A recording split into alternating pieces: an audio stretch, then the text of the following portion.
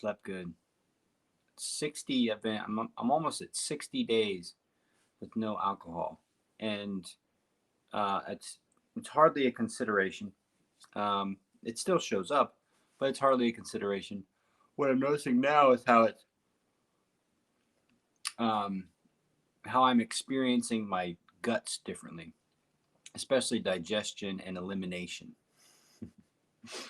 Uh, so I hope you're making moves on your sleep. There's simple moves to make. There's drinking more water. That's a big one. There's having an awareness of your alcohol consumption. There's naps. Um, there's lots of ways to start making small steps towards sleep. But man, if there's one soft power that you can cultivate, uh, let it be sleep. Man, nothing better than a good night's sleep. And it's a practice, it's not something that's, I mean, sleep happens, but it's also a practice, meaning it's something that you can work at and you can support in a very, active and thoughtful way. So if you need any pointers or want any guidance, reach out. All right, so mindfulness is what is lacking. So what do I mean by that?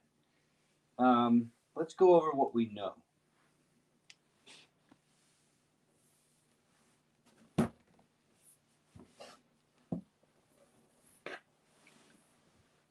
Ooh, that looks good.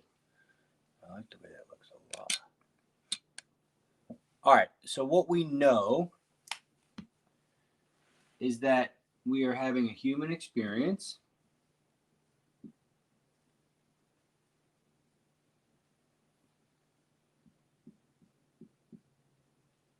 Human experience in 3 regions. So one region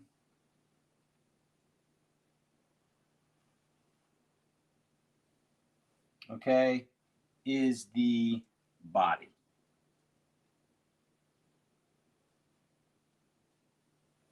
And what we know about the body is that it's the present moment.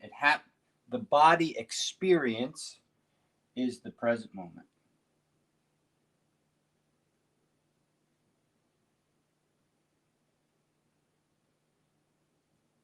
Okay?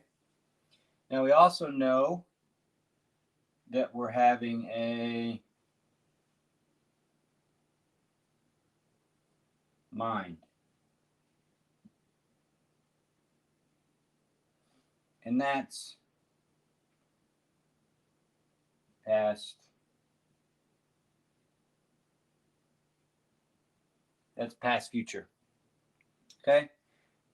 Now, what rounds out the human experience is the mystery.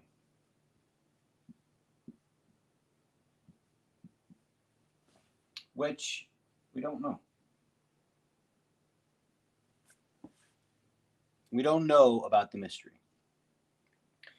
We've got lots of story about the mystery, but we just don't know.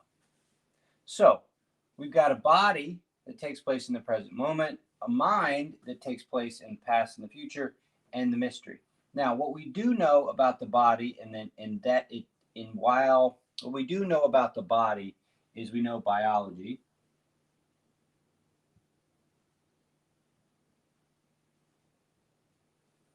What we do know about the body is biology, and what we do know about the mind is psychology. And then what we know about the mystery is religion.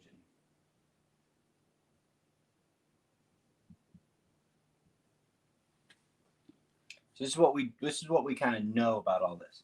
Now, what we also know is that these parts of us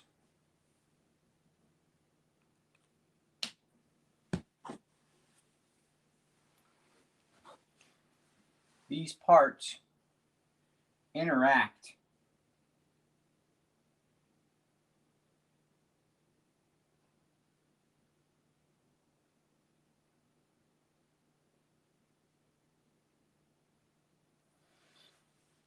So we know that these parts interact with each other. So we know, for example, that the story of the mind with trauma,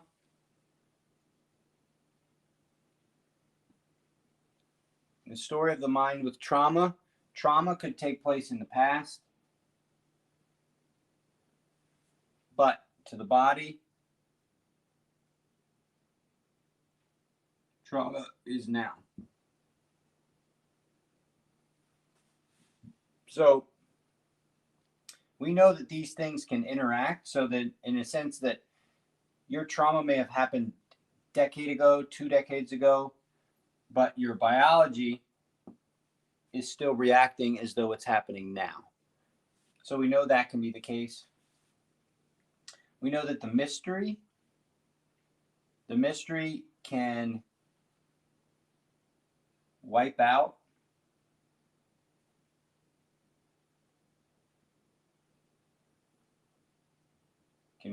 mind, so that you can have, all these thoughts about the past, all these thoughts about the future, but if you give your complete trust and faith to a religion, the past and the future, they don't matter. It doesn't matter. It's you're held by your creator. Your relationship to the past and the future are of less value. You know where you're going. That's your religion, right? That's what you deep down believe. Okay, and we know that if you deep down believe something, this too can have effect on your body. What are they called? Deep beliefs. That can affect biology too. So can trauma. So we know that. What we also know is that, where was I going with this? About the mind, mystery, about the mind, deeply how beliefs, the body, moment.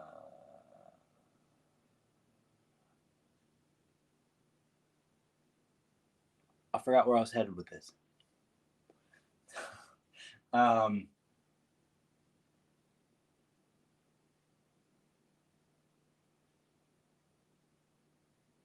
Okay.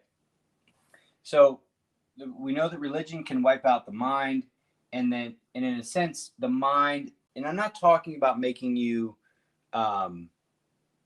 like a zombie. I'm talking about your deep held beliefs about where you're going and where you came from renders the mind's need to analyze the past and predict the future less significant.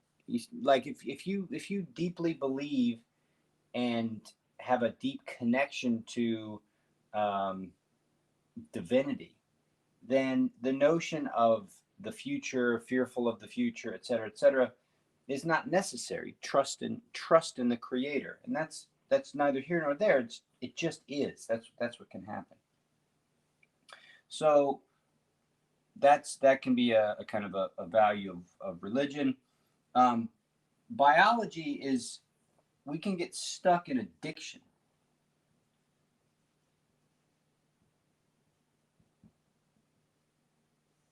And addiction can wipe out the mind.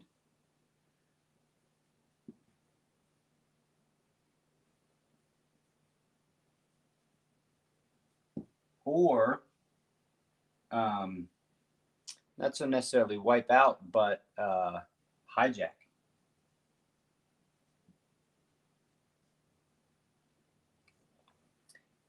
Addiction can hijack the mind, so that the mind is simply used as a means to feed an addiction. So we've got these elements, right? Now here's the thing. Okay, here's what's missing. Here's what's missing is the fact that while these things make up the human experience, we are not these experiences.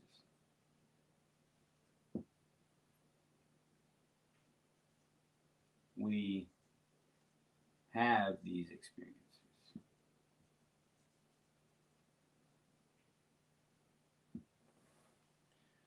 We let's see. We are the awareness.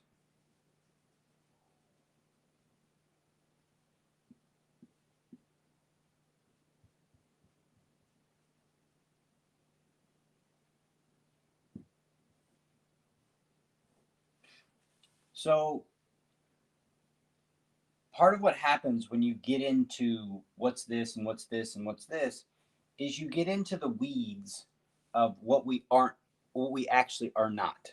So if you get into the weeds of the mind and the body and the mystery, you're interacting and giving a lot of substance to the wrong thing, you know. And I'm not saying that studying the body and studying the mind and studying the mystery aren't without value. But what I am saying is that unless you figure out this stuff,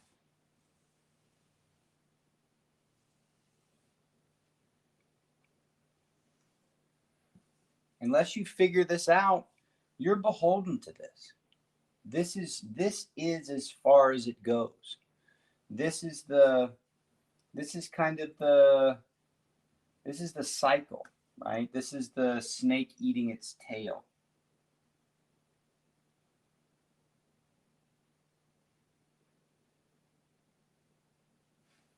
You know, this is just this cycle of kind of this back and forth, and each one of these things, like I've mentioned, has kind of their weakness, and a big part, a big chunk of the weakness of mind, I'd say, as a society, as a culture, we've understood the weakness of the body, we've understood the weakness of the mystery, and what we're going through now is the weakness of the mind.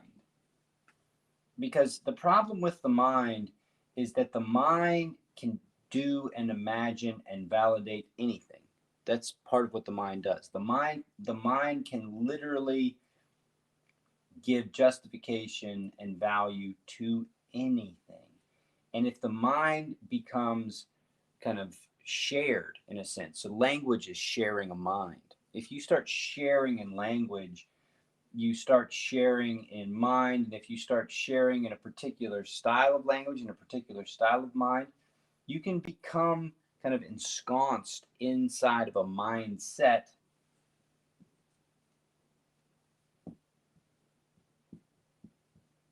You can get stuck inside of a mindset that's nihilist, that doesn't believe in anything, that's just like, because it can be thought, you think it, and because it has some kind of semblance of truth or value, um, it's maintained. And like, so for example, Joe Rogan just had on this dude Alex Rogers, or no, Alex Jones. Joe Rogan Experience on Spotify, and Alex Jones, a conspiracy guy.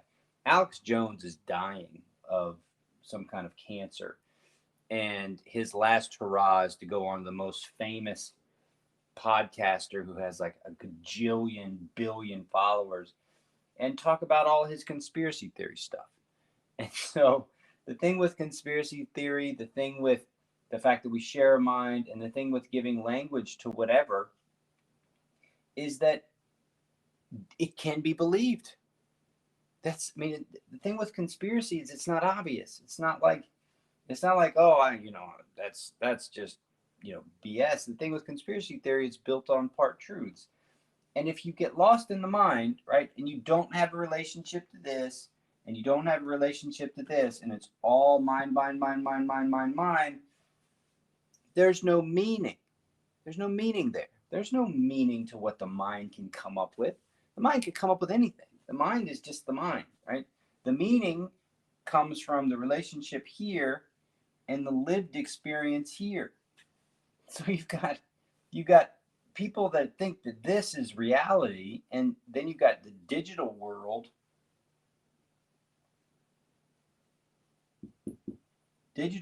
which is just the digital mind sharing that.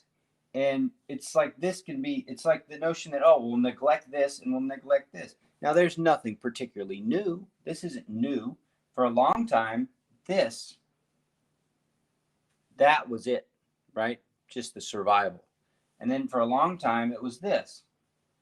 And who was connected to the divine, like who was the highest up, who was in the hierarchy here. And then for a long time, I'd say my position is since the Enlightenment, the mind has been, so the body's more here, that's here. The mind has been the preeminent element. And so now what we're seeing is that that circle, this mind, can just keep going around and around and around and around and around. And so you can get stuck in it. So what we're missing is mindfulness. So what happens with mindfulness, man, I knew I should have brought that over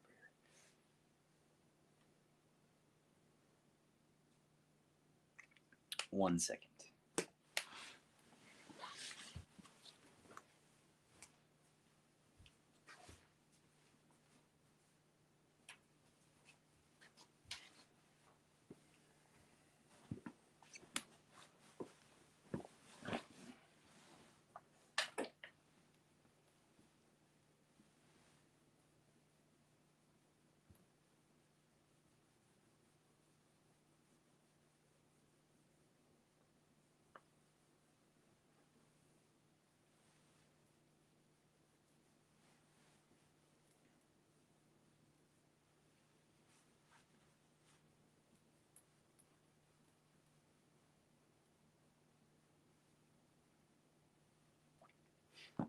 All right.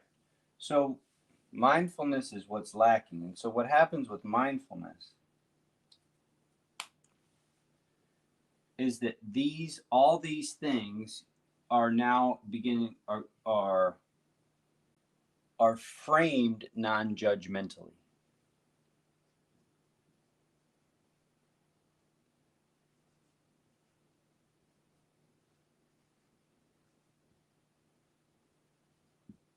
Okay? So the body without judgment, the mystery without judgment, and the mind without judgment. So what that means is that you're interacting with the body without a story of whether the body's good or how it's related to all other bodies. So that's a way to participate with your body, acknowledge your body, interact with your body, but not articulate or understand your body as relating to other bodies according to value. So there's no my body is better than other bodies. There's no hierarchy of bodies. There's no stuckness on that kind of paradigm. The better body, the best body, the this, that, the other. There's simply the frame of no judgment. Now that doesn't mean that the hierarchy might not be there. Awareness of hierarchy might be there. Awareness of how one looks. It doesn't mean that that's not there. It just means that it's not valued as better or worse than. So there's no judgment. So there can be awareness. There's awareness, plenty of awareness, but there's no judgment. Okay? So mystery. Now, what's cool about the mystery is that the mystery and mindfulness, I think, really support each other. So if you're interacting with the mystery in a non-judgmental way, then religion becomes an experience of the present moment.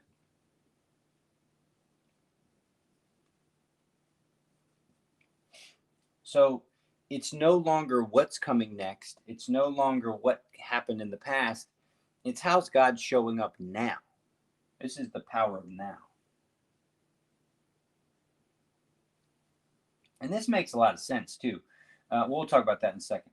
So that's the power of now. Now the mind, it operates in the same way as that you now understand the mind and its past, future, and its shared relationship, past, future, and shared. You understand that it's got past, future, and shared. So the mind just becomes a capability. capability, not truth. The mind is a capability. It's not the truth. So now you've got religion that's present moment, power of now. You've got a body that's framed with non-judgment. So it's not compared as a foundation of your thinking. The comparisons can show up, but it's not compared to the foundation of your thinking. And then you have mind as a capacity. Now, the last thing to think about is that each one of these chunks is 33% of the whole. And so what you're doing in your mindfulness practice is you're assessing these kind of percentages as your practice.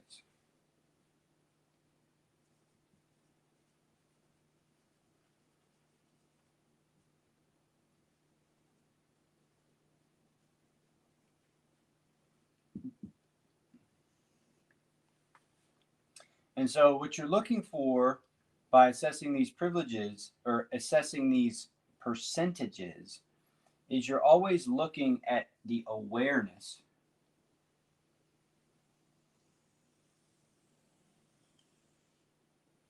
You're practicing the awareness of this experience as opposed to a particular part of the experience.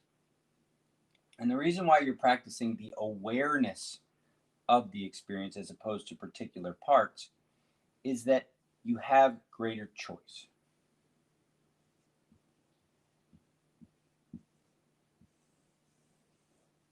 That's the big deal.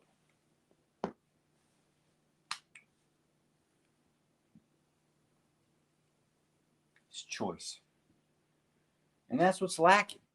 What's lacking in our culture, what's lacking in our society, what's lacking in human evolution at the moment is mindfulness. We're getting stuck in these spots. You could put different countries inside this stuckness, and you can tell this by their politics. So politics is the mental health of the nation.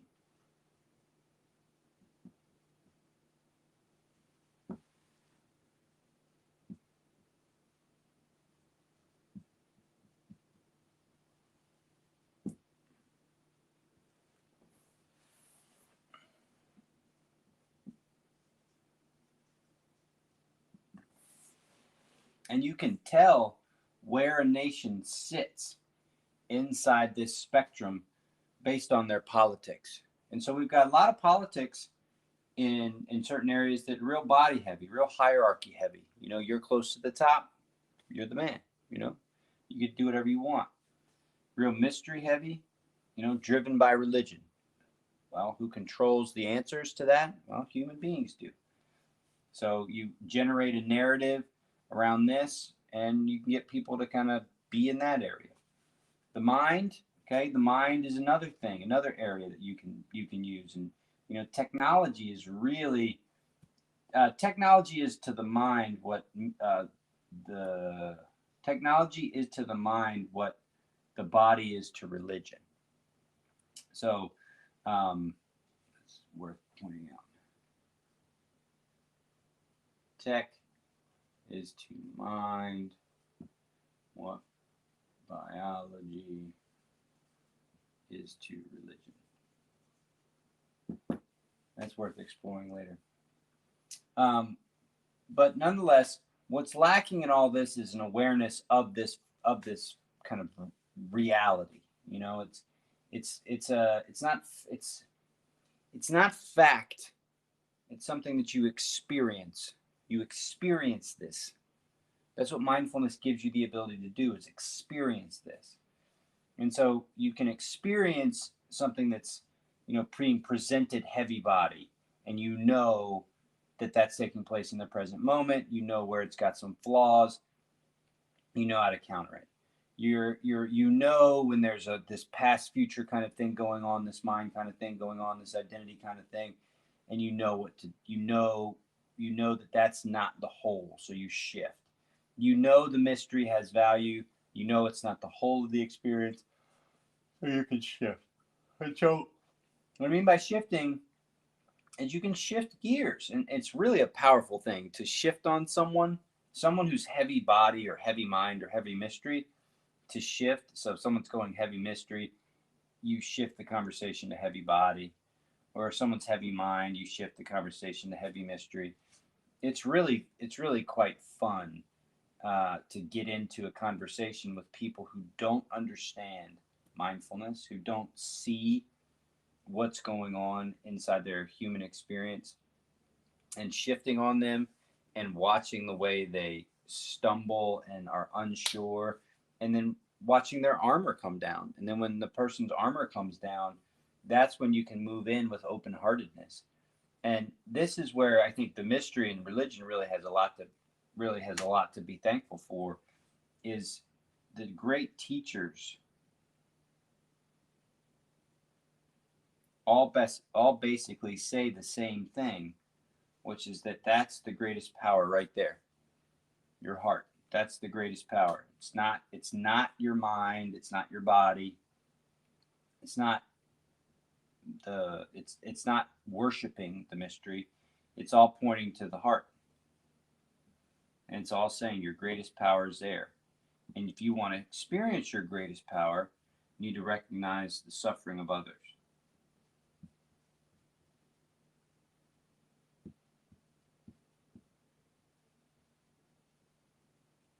Okay? And that's big. I mean, that's just basic. Now, what this guy Joe Rogan did was he's all up in here. And because that's where he is, life is largely meaningless outside of the mind for someone like Rogan. And you can tell that it's meaningless because his engagement with the suffering of others is an intellectual engagement. And the reason why you can tell it's an intellectual engagement is because he'll participate in someone who contributes to suffering. And he contributes to someone who contributes to suffering and who is suffering and who is using the opposite, right? Because while this is the strength, the opposite also has power. So hate also has power. Without hate, you couldn't see the power of love. So the second love is created, so there's also hate. And but there's a difference between hate and suffering. So anyway, if you don't understand the suffering of others, if you can't connect to the suffering of others, then life is just kind of meaningless, right? It's just basically a good time. I mean, if you're powerful, if you're like this guy Joe Rogan, and you're powerful and you can do whatever you want, and you can talk to whoever you want, and people think you're cool and all this other kind of stuff, then you don't have to worry about the suffering of others because you're rich. And because you're rich and because you're powerful and because everything you say gets like absorbed by millions and millions of people, you don't have to do anything to feel validated. You're already validated. So why not? Why not explore every single possible thing that the mind has to offer? The reason why is because the mind, most people don't understand any of this stuff. So most people don't understand the choices they have. Most people don't understand mindfulness. So if you're a powerful person and you're what's called platforming someone who contributes to the suffering of others as an intellectual exercise, then you can just be kind of clear and just understand that person's life does not have the kind of meaning that gets to this. Now you can argue that it does. You can argue, say, "Oh no, that's not true. You're just saying that." Da, da, da, da. But it doesn't matter what they say. It matters what they do, and it also matters what happens while they do it, and then it also matters what comes out of what they do. So that's why this now is such a big deal. Because when you practice mindfulness, religion starts to take on an expression that takes place in the now. It's not the story, it's what's happening right now. And everything's unfolding in the now moment. So this notion of time gets a little bit kind of, time takes on a, time is very mind. Now is very much the mystery, infinite. And then the body gives it substance. Like without the body, this and this, without the body, these two things, they wouldn't have any significance. Right? There wouldn't be anything to them. So I've just said a whole lot. So I hope that made sense. But what's lacking is mindfulness, and it's not that mindfulness gives you more mind or more body or more mystery, but mindfulness is what helps you navigate this. We've acquired this over generations. All these capabilities have come around after generation and generation and generation. Each generation emphasized one over the other, and each generation or each epoch emphasized one over the other until now we're getting to here where we're in mind, and what we're experiencing with mind now is the dethroning of mind. And what replaces that is not one or the other. What replaces that is a recognition that all of the above are valued, but no one's more valuable than the other. What's the most valuable is awareness. The best way you get to awareness is mindfulness. And then you have to practice that. All right, I'll get to the training.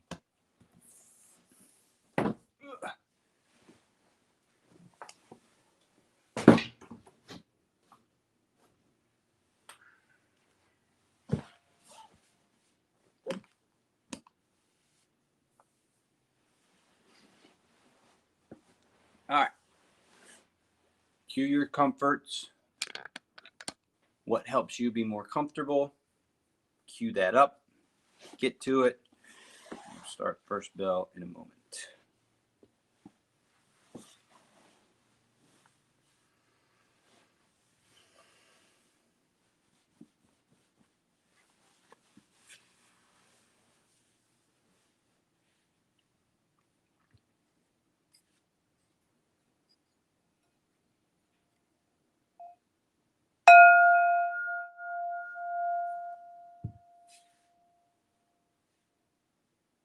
What's the first sense that jumps out?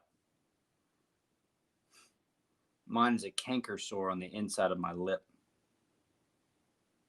I can feel it with my tongue. As I focus on that, my eyes get a little bit heavy.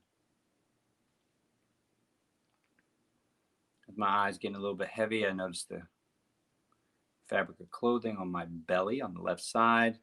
Notice a little bit of tension on the right hip, right lower back. A little bit of sound with the rain. There's the refrigerator. Feel my throat, a little bit of a burp. Wetness in mouth.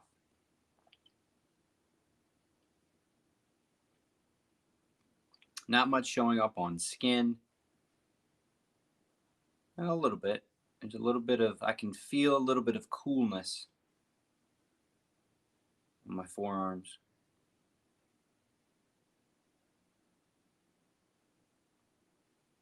Just release my belly.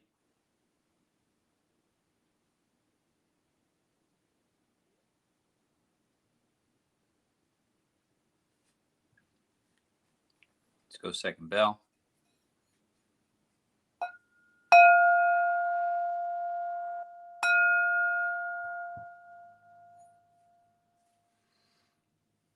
Ground beneath me. It's pretty comfortable.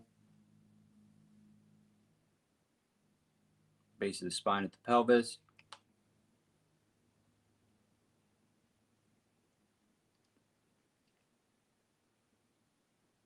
Core, just let it go.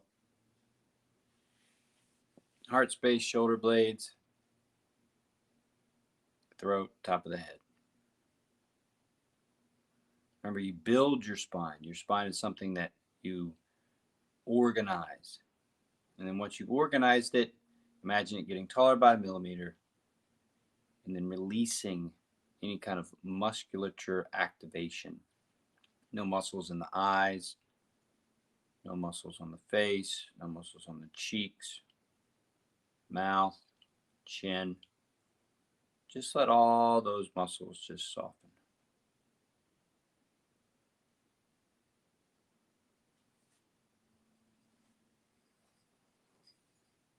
Let's go third bell.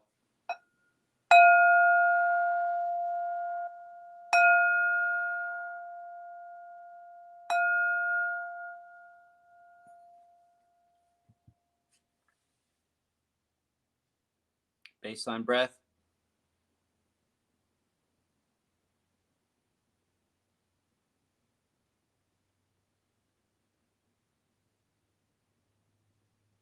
Full in and release. Full in and release.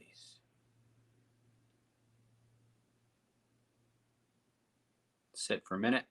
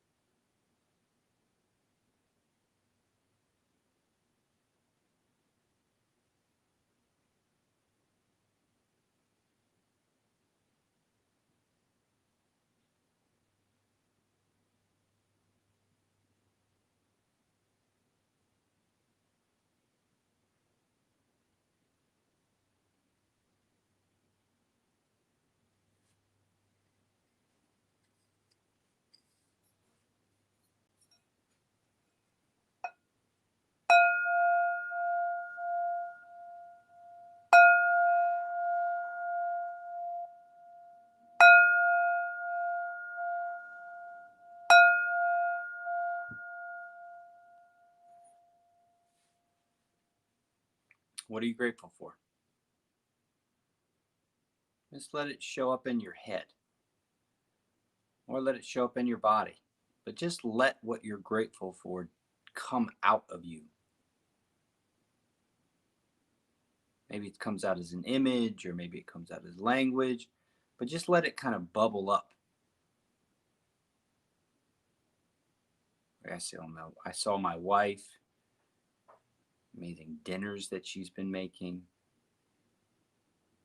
Saw my kids just running around. Oh, there's the dog. Fireplace, the big TV, Washington football team.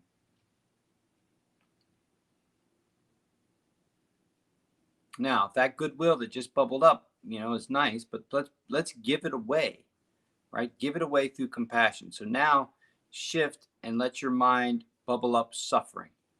Maybe it's your own suffering, family suffering, or maybe it's the suffering of others, but let that come up.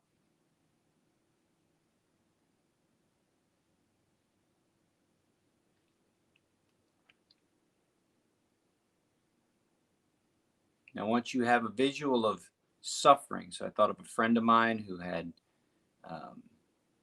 prostate cancer. I have an image in my head of someone in a ICU unit, by themselves because they have COVID. It's a picture of the image of this girl I saw at a Trump rally who got stranded at the Trump rally, and she said the reason why they stranded them was because they were teaching them a lesson.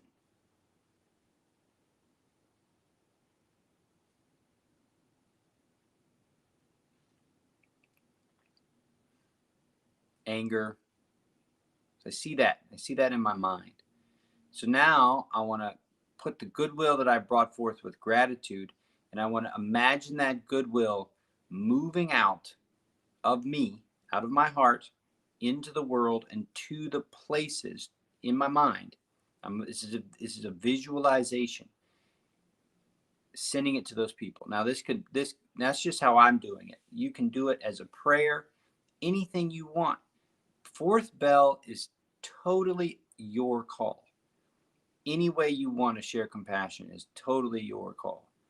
So our mindfulness makes no claim to value on anything. Mindfulness by its nature is non-judgmental. It's radiant emptiness. So any religion fits. Any mindset fits. Any body set fits. It all fits. It's just that with mindfulness, there's no valuation of one higher than the other. There's just an awareness of what they are. So anyway, fourth bell is entirely your call. So with that, take 2 breaths to finish up. Second exhale ends the practice.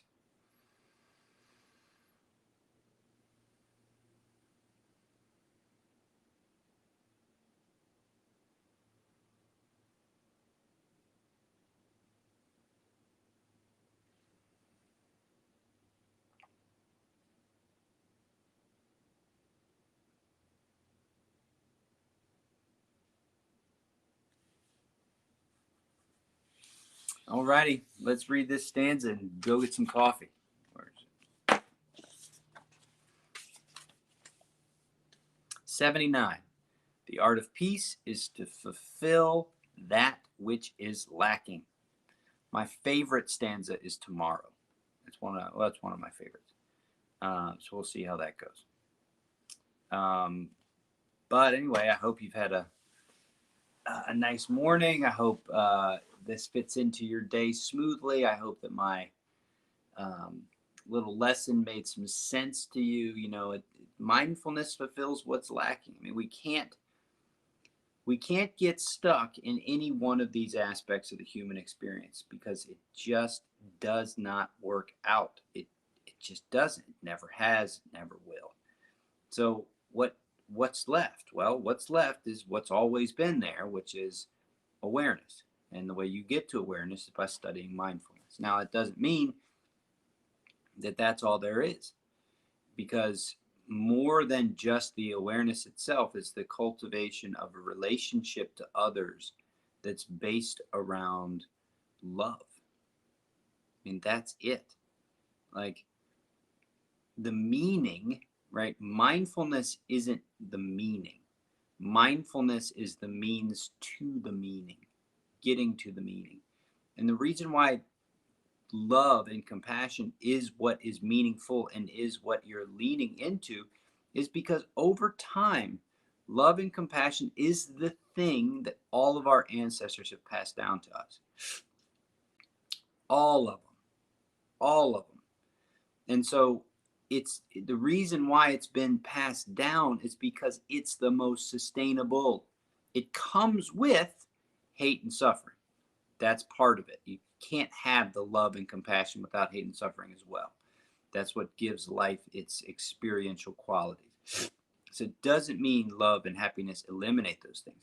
It just means that they're the things that all of humanity ever has said, look, make sure you keep doing this. And the reason why we know it is the thing is because it's been passed down. It has been passed down over and over and over again. All the greatest teachers from all different directions have all come to the same conclusion. So you can't forget that. You cannot forget that. And so anyway, I'm going to go get some coffee. I hope you have a great day, and we'll see you tomorrow. Later.